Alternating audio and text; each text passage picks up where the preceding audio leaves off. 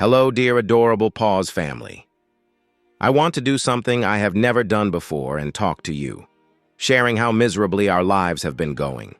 If you see us as part of your own family, if you have placed us somewhere in your life and value us, please listen to everything I am about to tell you until the very end. Because we have absolutely no one else to share our troubles, our joys, our pain, and our sorrow with. Even though we are followed by hundreds of thousands of people, you will be very surprised when you hear how lonely we truly are. With the beginning of the year 2025, we had fallen into both financial and emotional collapse, and these events dragged us into a deep psychological depression. As you may remember, I even had to receive treatment in a psychiatric hospital for a long time. When I bought a gun and held it to my head, they hospitalized me and kept me under treatment for a long period. At that time, while I thought that we could never experience anything worse than what we had already lived through, in the second half of the year we were forced to face a much greater pain. And on that day, I understood that none of the things I had experienced before were actually important, and that they were not real pain at all. We were at our friend's house, celebrating that our son and his closest friend would start school the next day. But we did not know that a broken handle of an old drawer and the nail there would completely change our lives.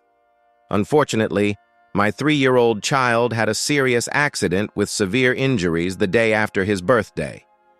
An old nail in the drawer hit my son directly in the center of his eye while our children were rolling on the floor and playing, piercing the eye and causing a major injury.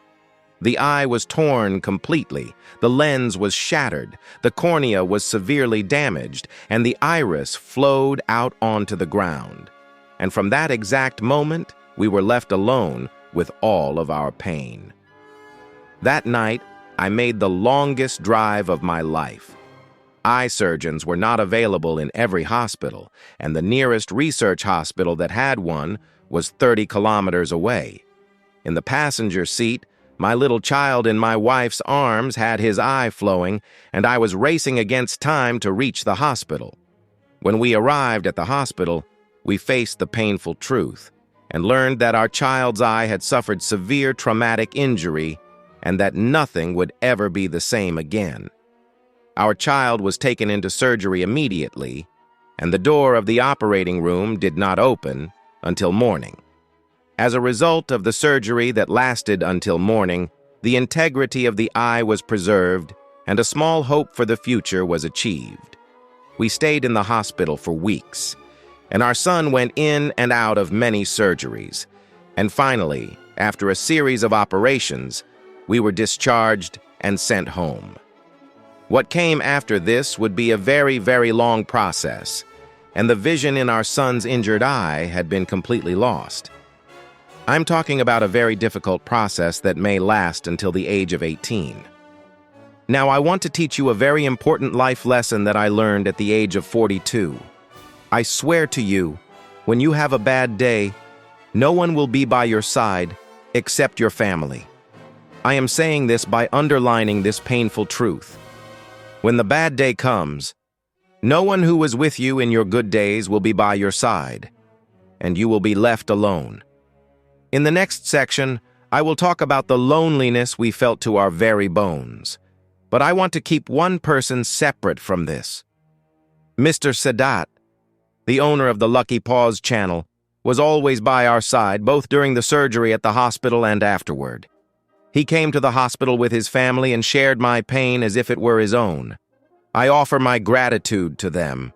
My neighbors, with whom I had been friends for years, my relatives other than my parents and siblings, my friends I had gathered since childhood, and most importantly, the closest friend of my son, who was with him at the time of the accident, and his family never knocked on my door again after that day and distanced themselves from us by never being there for us. They distanced themselves from us for no reason and continued their lives. I swear to you, not a single person even asked whether we needed help. My son had become a disabled individual by losing one of his eyes, and there was no one by our side. And this loneliness still continues. After this accident, a new process began in our lives. a series of additional surgeries were performed in order to restore a small percentage of vision in our son's eye, and these surgeries are still ongoing. At first, I complained to God a lot, because neither I nor my family deserved this. How could such a thing happen to a family that devoted its life to disabled animals, rescuing them and adopting them? Wasn't this injustice? Could such pain be given to a father who takes dozens of disabled cats into his home and adopts every blind cat he encounters without hesitation? Or what kind of bad fate was this? Over time, my complaints toward God turned into gratitude and faith. Because according to the doctors, this was a miracle. Despite such a severe impact and the eye being torn, the retina had not been significantly damaged. The doctors saw this as a miracle, but I knew what the truth was. For the sake of the blind cats I adopted, God performed this miracle and gave us hope for the future. Now we have a difficult process ahead of us. I repeat this sentence, but I am truly talking about a very difficult process. Until the artificial lens, artificial iris, and cornea transplant that will be done years later, we will fight a very big enemy: lazy eye. In order for the brain not to forget the eye, signals must be sent from the injured eye to the brain every day, and the existence of the eye must not be forgotten by the brain. For this, our son's healthy eye will be closed for at least 3 hours a day, and it will be ensured that signals go from the injured eye to the brain. Our child's young age and the fact that 95% of the vision in that eye has been lost show that this process will not be easy at all. Our son now uses glasses. The highest prescription glasses allow him to see large objects at a distance of half a meter. Every day, for at least 3 hours, we have to be in his life within half a meter with these glasses without the healthy eye. Since we will be doing this for years, it was necessary for our son to receive psychological support, and we have started this. As a result of psychological treatments, our son approached this situation with great maturity. Despite all this maturity, we live through nightmare-filled 3 hours every day. But don't mind me calling it a nightmare. In the end, even if there is a 1% chance, we would gladly and happily do this. We are planning to switch to contact lenses soon and speed up this process. This is the latest situation regarding our son's health. His condition is much better compared to the first day, but our loneliness remains permanent and will never end. We divided our lives into 2 categories: before the accident and after the accident. Those who were in our lives before the accident were not in our lives after the accident. We made new friendships for our child and for ourselves. But this time, we will not become attached to anyone, because we know that in another bad day, they will never be by our side. Our son still always asks about his closest friend, and we have difficulty giving him an answer. Every night, he wakes up from his sleep murmuring his name.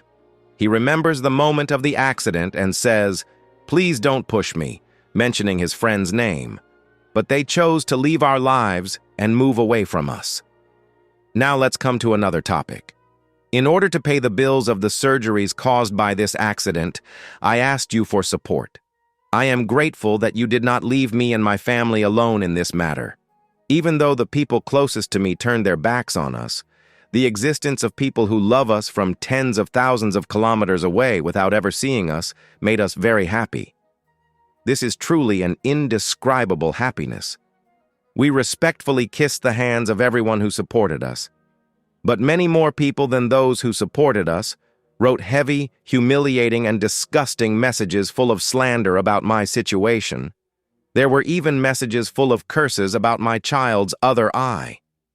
Even though I presented documents of this incident, they claimed that it had never actually happened and that I had planned it to collect money from people. I made a decision on the day of the accident, and I will apply it forever. To those who write bad comments about us, I have only one thing to say.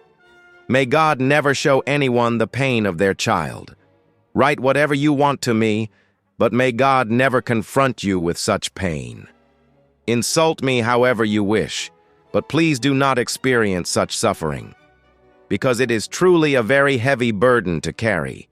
May God not test even my enemy with their child. I am saying this because these messages will continue to be written, because the surgeries are ongoing, and we will continue to ask for support. We are not asking for this support from everyone. Those who see us as their child and our son as their grandchild should support us. If only you knew how difficult it is to look at your child's injured eye every day and not show your sadness. If only you knew how hard it is to spend 3 hours every day with your son's blind eye. If only you knew how painful it is to live every day with the fear that something might happen to the other eye as well, and he could become completely blind. If only you knew how hard it is not to cry when your 3-year-old child tells you, "Dad, don't be sad. My other eye is fine." To know that your life from now on will be spent in hospitals for a small hope. To not even be able to look at the birthday photos from just one day before the accident. To see people look at your child with pity when you go outside. Believe me, if you knew even 10% of this pain, you would never have written those messages to me. I sincerely pray that you never experience such pain. Some people think that after this accident, I stopped working and earned money only through this channel. I was only forced to stop working for the first month after the accident because I had to be with my son every minute. After that, I started working as a construction site chief at 3 different construction sites as a civil engineer, and I am still continuing these jobs. So I have a profession, and my profession earns more than an animal channel. Realize this: I support my family through my profession, and I support the animals through your support. Please do not confuse me with people who base their entire lives only on the income of a YouTube channel. Please stop questioning our love for animals. While my son was in surgery, I thought of 2 things: my son's health and the cats in my home. The moment my son entered surgery, I came to my disabled cats and took care of them. Thinking of every possibility, I left the house keys with several people. Because not only my son depends on me, but also the disabled cats that depend on me. Even on the most painful day of my life, I did not leave the animals alone, and I will never leave them alone forever. I also have a few words for people who once supported us greatly, but later left our channel and our family. Some people not only left the channel, but also caused many others to leave through the slanders they spread. For those who have supported us and will continue to support us, I want to make a vow along with my thanks. I swear on my child's healthy eye that there is not a single cent that has not been delivered to the animals. This is the greatest oath I can make for you to believe me. Thank you very, very much for listening to my troubles.